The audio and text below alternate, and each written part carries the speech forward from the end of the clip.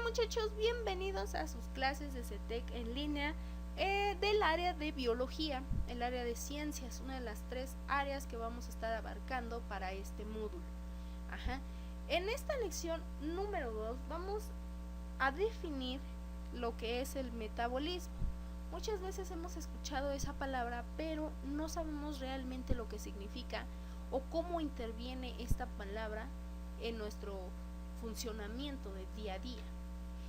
Y es lo que vamos a tratar para conocer los procesos biológicos por medio del catabolismo y el anabolismo, y así identificar realmente cómo funciona el metabolismo en nuestras células. Y bien, vamos a definir al metabolismo como un proceso donde todos los seres vivos, o los seres humanos en este caso, van a adquirir energía, y obviamente también esa energía que adquirimos la vamos a utilizar para realizar nuestras actividades de la vida cotidiana.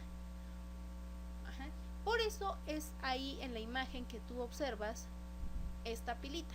Es porque en el metabolismo se trata de obtener y de utilizar nuestra unidad fundamental de energía celular, que en este caso lo vamos a conocer como ATP, que es adenosintrifosfato. ¿Para qué? Para que nosotros podamos comer, pensar, realizar deporte, y realizar independientemente nuestras actividades o nuestras funciones biológicas. Pero bien, el metabolismo lo vamos a dividir en dos partes, que es el anabolismo y el catabolismo. Las personas que van al gimnasio de seguro van a identificar esta palabra de anabolismo con los anabólicos, y sí, efectivamente tienen mucho que ver, porque el anabolismo es la producción de sustancias complejas a partir de otras más sencillas. Estas sustancias complejas son moléculas que tienen un peso molecular muy grande en comparación de las sencillas con las que se están formando. Un ejemplo es, imagínate que tienes una pelota normal de vinil, y que esta, de alguna manera, con los procesos que tú tienes dentro de tu cuerpo, con las reacciones químicas necesarias y una dieta adecuada, vas a construir o a transformar esta pelota pequeña en una del tamaño de una pelota de playa. Eso es a lo que se refiere el anabolismo. Y el catabolismo es todo lo contrario, porque va a ser la producción de moléculas más sencillas con bajo peso molecular. Eso es a lo que refiere a sustancias sencillas en esta parte de metabolismo, a partir de otras más complejas. Es como si tuvieras esta pelota de playa, bien, y por medio de reacciones catabólicas la vas a degradar para hacerlas, esta pelota de playa, para hacerla en pelotas más pequeñas. Básicamente eso es una analogía a lo que se refiere a anabolismo y catabolismo. Recuerda, cuando hablamos de sustancias o de componentes complejos, es cuando nos referimos a un componente, a una molécula con peso molecular grande, mayor. Bien, entonces, las diferencias que existen entre el catabolismo y el anabolismo las podemos observar en un ejemplo tan sencillo. Estamos viendo en esta imagen a una persona con reacciones anabólicas y con reacciones catabólicas. Del lado izquierdo de tu pantalla podemos ver lo que es la parte del catabolismo. En la imagen podemos observar, en comparación de la otra, que el tejido adiposo es más presente. ¿Cuál es el tejido adiposo? Las grasas. Estas manchas o estas imágenes en blanco, en tonalidades blancas, es la grasa que nosotros podemos obtener. Entonces, cuando hacemos reacciones catabólicas, el proceso es de que va a degradar las biomoléculas. ¿Cuáles son las biomoléculas? Pues, por ejemplo, los carbohidratos, los lípidos, ácidos nucleicos, proteínas, que en un momento vamos a definirlas. Eso es lo que hace el catabolismo. También va a producir ATP, y lo va a hacer por procesos de oxidación, de reacciones químicas oxidantes. Mientras que los anabólicos o el anabolismo va a fabricar biomoléculas. Por eso es muy necesario que aquellas personas que van al gimnasio pues consuman una gran parte de carbohidratos también, obviamente balanceados, pero sobre todo proteína, ¿no? Les mandan mucha proteína. ¿Por qué? Porque necesitan consumir esta energía. Ajá. Y lo hacen por medio de reacciones de reducción. Cuando veamos la parte de química vamos a comprender cuáles son los procesos de oxidación y de reducción. Pero mientras, toma en cuenta u observa que el anabolismo es cuando nosotros fortalecemos estos músculos y el catabolismo es cuando hay una presencia menor de fuerza o de ejercicio. Por eso es muy necesario que tú conozcas lo que es el metabolismo. Y obviamente dependiendo si vas a realizar tu catabolismo o anabolismo para cierto tipo de sustancias que van a estar presentes en tu cuerpo, necesites conocer qué estás consumiendo. Bien, y bueno, dentro de nuestras reacciones catabólicas tenemos lo que es la glucólisis, la fermentación, la respiración, el ciclo de Krebs y catabolismo de lípidos y catabolismo de aminoácidos. ¿Dónde se llevan estas rutas metabólicas? Que claro, en el próximo video, en la siguiente lección, vamos a definir un poco más el proceso de estas rutas. Bien, porque estas rutas son precisamente para llevar un metabolismo adecuado. Estas rutas se llevan en mayor parte en la mitocondria. Por eso yo te decía en el video anterior que la mitocondria era uno de los organelos más importantes, ya que aquí es donde se va a generar y se va a degradar en algunas partes energía. Obviamente en la siguiente lección te vamos a explicar estas líneas y estas flechas de cómo actúa este proceso en la célula y qué obtenemos a partir de ellos. Pero como podrás observar en esta imagen, tenemos agua, tenemos CO2 y tenemos oxígeno.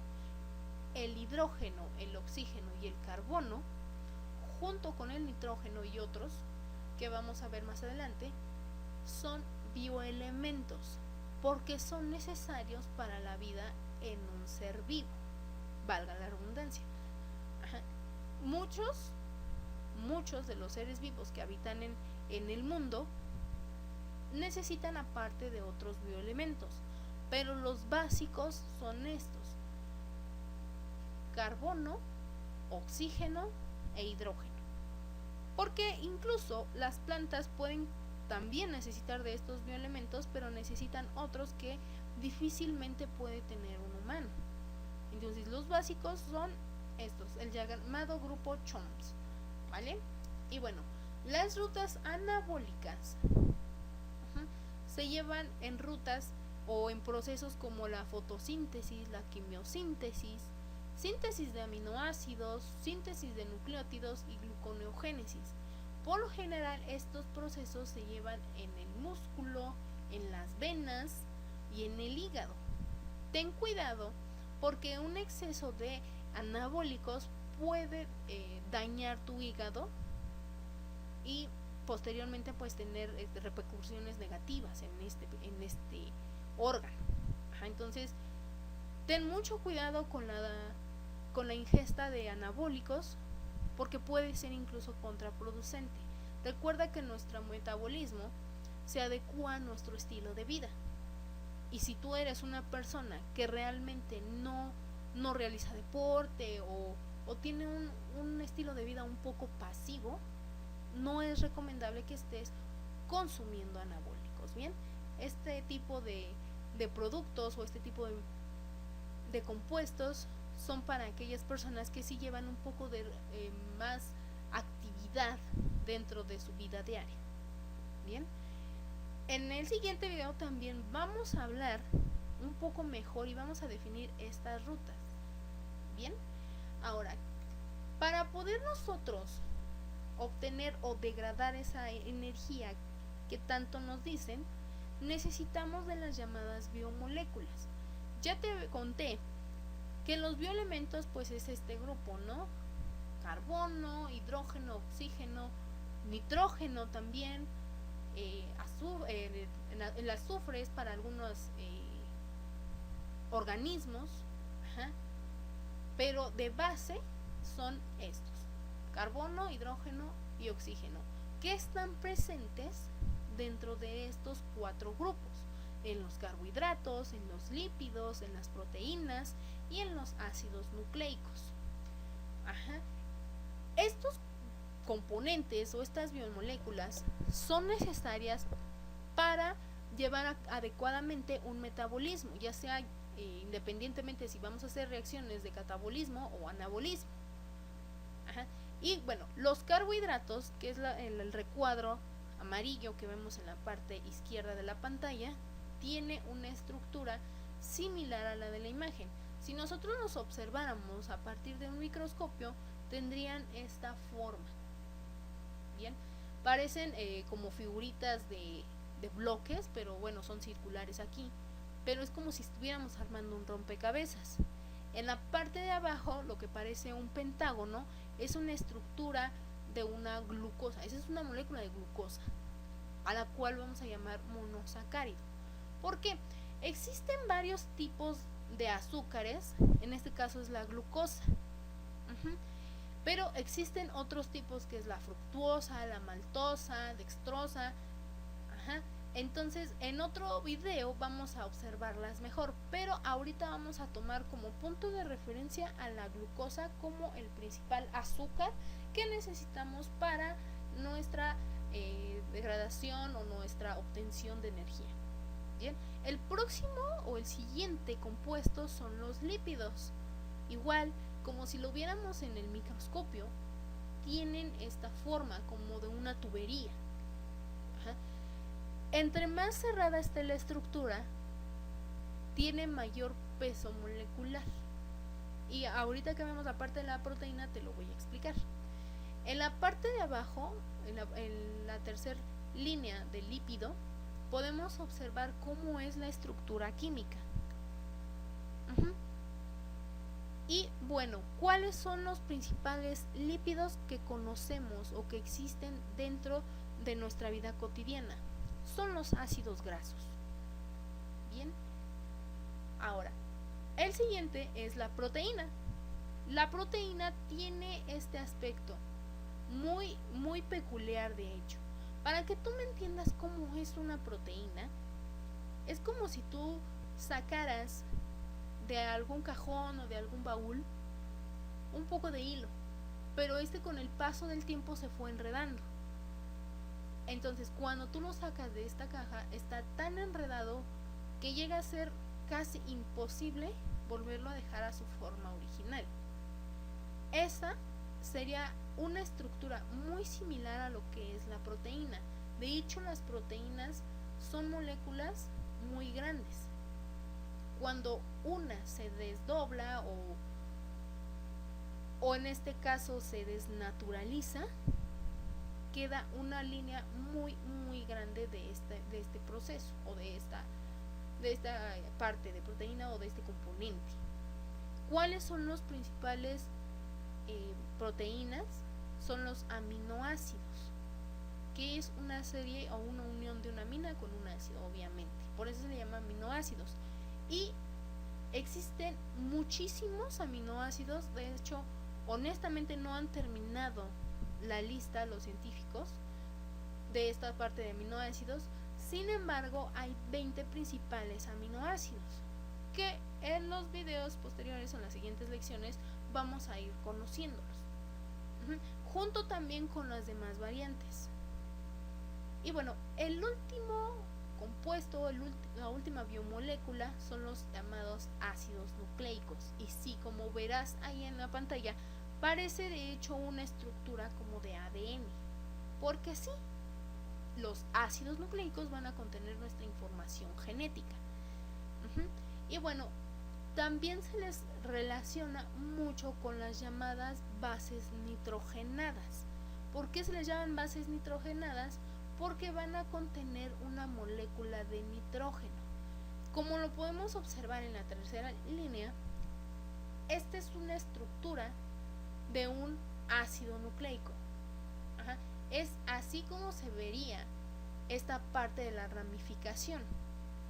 que está compuesto un aminoácido por un grupo fosfato, una base nitrogenada y una pentosa, que en este caso sería un azúcar. Todos los componentes que escuchas terminar en osa corresponden a azúcares. Te lo vuelvo a repetir: glucosa, maltosa, dextrosa, fructuosa. Bien, esto es una visión de cómo se ve cada una de las biomoléculas a nivel microscópico. Sin embargo, ¿cuáles son las características o las funciones que tiene cada una de ellas? Bien, los carbohidratos son moléculas que son principal fuente de energía para ciertos seres vivos. Están formados por una molécula de glucosa, y a esos que están formados precisamente con una molécula de glucosa se le llaman monosacáridos. Mono de uno y sacárido o sacu es cuando hablamos de un azúcar. La siguiente clasificación es cuando hablamos de un disacárido, que obviamente si el monosacárido está nada más formado de una sola molécula de azúcar, el disacárido está formado por dos moléculas de azúcar. Y por último están los polisacáridos, que están formados por polímeros de azúcares. ¿Qué quiere decir? Por más de 3 azúcares unidos a una cadena de carbonos, independientemente si son lineales o si son isómeros. Pero como son varios en una misma estructura, por eso le vamos a llamar polisacáridos. Entonces, mono significa uno, di es porque hay dos partes, y poli porque hay muchas partes unidas dentro de una cadena. Bien, esto es la parte de carbohidratos. La siguiente que podemos definir son los lípidos. Bueno, antes de pasarme a los lípidos, ¿dónde encontramos los carbohidratos? En el pan, en cosas dulces, propiamente en lo que es el azúcar de mesa, que no vayan a creer que es este azúcar, ¿no? Este monosacárido. De hecho, el azúcar de mesa es un disacárido porque está formado por dos partes de azúcar. Y de hecho, el azúcar de mesa se conoce como sacarosa. En bebidas, obviamente, endulzantes también podemos encontrar los carbohidratos. Y bueno, va a parecer un poco irónico que los carbohidratos sean nuestra fuente de energía, pero también en exceso nos pueden provocar ciertas fallas o ciertos padecimientos. Y estoy segura que estás pensando en el de la diabetes, hipertensión, que la hipertensión es un poquito más orientada a la grasa, pero sí, uno de los principales problemas en la ingesta en exceso de carbohidratos, pues sí es la diabetes, que esta enfermedad se puede dar por varios factores, ¿no? Pero uno de los principales es por el exceso de carbohidratos, que falla en un momento en su ruta metabólica. Bien, esto es con los carbohidratos. Y ahora sí, para ver la parte de los lípidos es todo lo contrario a un azúcar. Yo te lo había dicho, los principales lípidos que existen en nuestro organismo son los llamados ácidos grasos, que se dividen en dos. Son los ácidos grasos insaturados y los saturados. Los insaturados tienen enlaces simples de carbono. ¿Cómo un enlace simple? En la parte que veamos en química orgánica existen algunos compuestos que se llaman alcanos, alquenos y alquinos. Y estos compuestos nos van a definir si tienen uno o dos o tres enlaces entre un carbono con otro carbono. Y esto es a lo que se refiere un poquito lo que es un ácido graso insaturado. Cuando solamente hay un enlace, o enlaces muy simples, porque también se pueden hacer isómeros, a estos que solamente hacen este tipo de enlaces los vamos a llamar ácidos grasos insaturados. ¿Y de qué forma podemos verlos o en dónde están presentes? Suelen ser, aquí como dice aquí, sólidos en temperatura ambiente. Por ejemplo, la carne de res sobre todo es alta en ácidos grasos y por lo general obviamente es sólida. La mantequilla. La mantequilla también es un ácido graso, pero a temperatura ambiente no, independientemente de si hace mucho calor o no, pero no está líquida. De hecho, cuando hace mucho calor se forma como viscosa, pero no es 100% líquida. Solo se derrite, pero no se derrite a un estado líquido. Ajá. Algunos aceites no tienen como tal una estructura líquida, pero tampoco la tienen sólida. Son un poco más viscosos, como el aceite de palma. Cualquier tipo de aceite muy grasoso no entra en esta categoría. Debe de ser insaturado. Otro ejemplo es el aceite de bebé, el de esta miel también, esta miel tan conocida que se les pone a los bebés en su chupón. Es una especie de ácido graso insaturado, que obviamente los lípidos en exceso forman una capa que es dañina a la salud. La forman en las venas o interrumpen un poco los procesos metabólicos, ya que existen moléculas y células que no son compatibles con la grasa, son hidrolíticas, necesitan de sustancias más ligeras, y los lípidos son un poco más densos. Y bien, esto es en la parte de los ácidos grasos insaturados. De los ácidos grasos saturados, pues tienen 2 o 3 enlaces entre un carbono y otro carbono, o entre moléculas orgánicas. Y suelen ser líquidos a temperatura ambiente. ¿Como cuáles? Como el aceite de cocina, o el aceite de olivo. Esos son ácidos grasos saturados. Por eso no es muy recomendable que en casa estemos reutilizando el aceite que nos sobró, por ejemplo, de cuando estamos preparando un huevo o una quesadilla. ¿Por qué? Porque está requemado. Y si de por sí ya está muy saturado, al nosotros inyectarle más calor se sobresatura y puede ser demasiado perjudicial a la salud. No es recomendable reutilizar aceite. ¿Dónde más? En el pescado.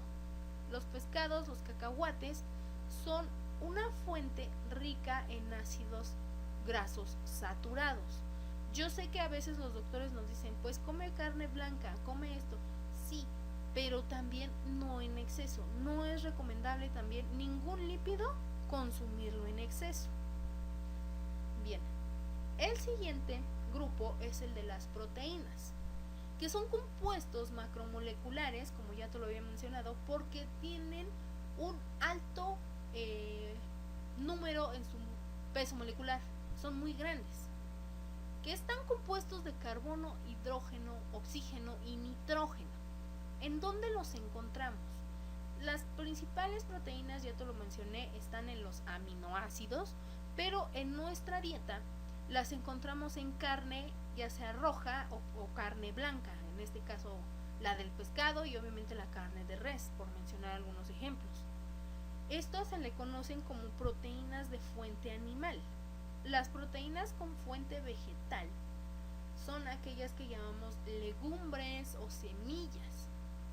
Por eso la dieta del mexicano es rica en proteína.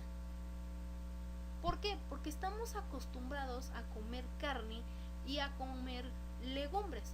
De hecho, hasta me atrevo a decir un poco que si nosotros supiéramos balancear realmente la preparación de un taco o de un pozole, sería rico en proteínas, en ácidos grasos y en incluso carbohidratos, y tendría un balance perfecto. Pero vuelvo a lo mismo, como hay exceso de cuando no es uno es de otro, o incluso de todas estas biomoléculas, pues sí empiezan los fallos, ¿no? Empiezan estas enfermedades o estos padecimientos. ¿Dónde encontramos entonces proteína de fuente vegetal? En legumbres, en frutos secos, en tofu, en quinoa, en amaranto, algunos también estudios dicen que igual en el alpiste. En fin, tenemos una fuente muy vasta de proteína en nuestro país. Por eso México, bueno, por eso y otras características, a México se le considera como un país megadiverso por toda la diversidad cultural y gastronómica, todo. Igual en su vegetación, en su fauna, en su flora, que de ahí mismo podemos nosotros obtener nuestra dieta.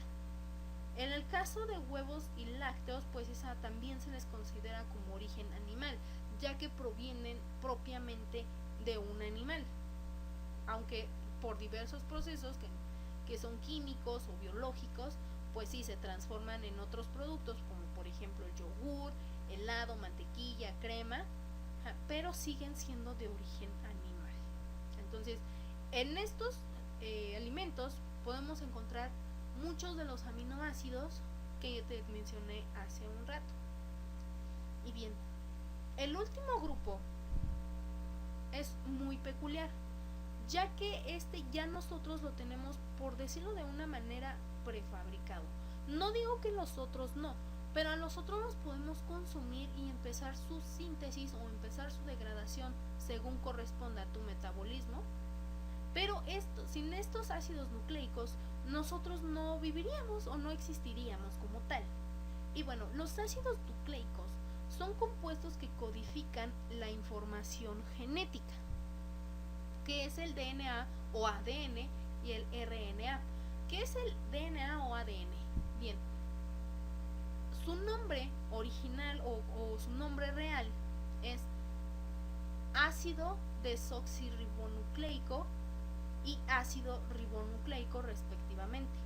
¿Qué son estos componentes donde nosotros almacenamos nuestra información genética? Y están formados por largas cadenas de nucleótidos enlazados por un grupo fosfato. Sí, el concepto es un poco difícil o un poco complejo de entender. Es por eso que vamos a explicar la siguiente imagen.